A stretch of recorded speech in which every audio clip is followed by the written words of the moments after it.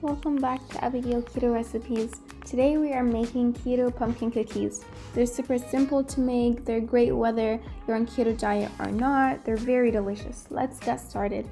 We have our almond flour, baking powder, slightly softened butter, homemade unsweetened pumpkin puree, sugar substitute, an egg yolk, vanilla extract, pumpkin spice with a pinch of salt, and just a little extra ginger powder on the side as well.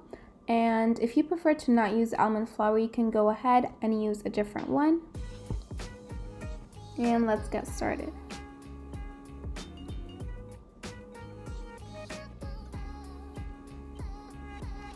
So I have my homemade unsweetened pumpkin puree. I'm gonna pat it and keep mixing it further and pat it more until I make sure that it's dry from all the extra liquid in there. And then on a bowl on the side, I'm going to add my softened butter. And now I'm going to mix it. And then I'm going to add my 1 egg yolk. And I'm going to mix them together.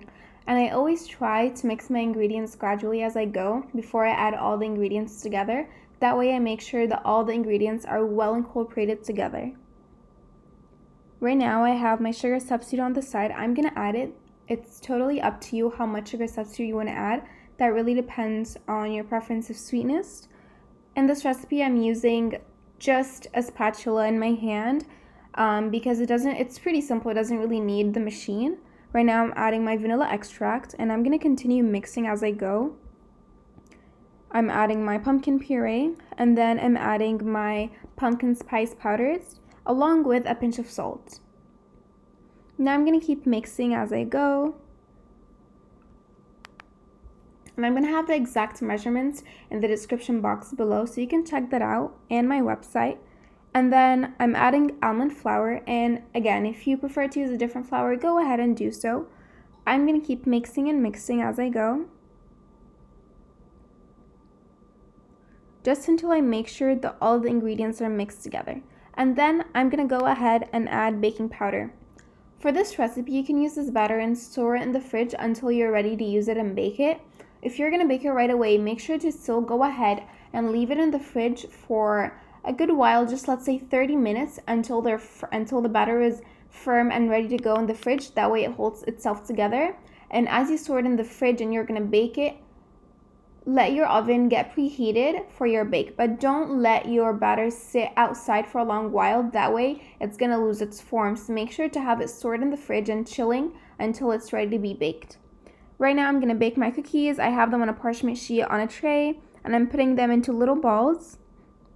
And you can either use the back of a spoon or a fork or even your fingers to pat down the little circles.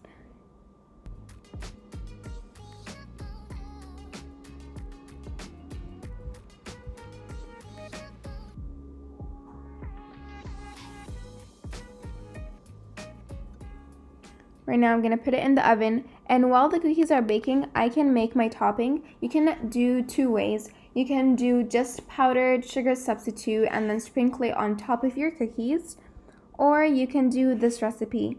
You can add some sugar substitute, vanilla extract, and you can go ahead and add heavy cream, but add it gradually as you keep mixing the sugar substitute and the vanilla extract together until you get that consistency of a good topping that's not super liquidy and obviously not super thick. So just keep adding little tiny amounts of heavy cream until you get the perfect consistency.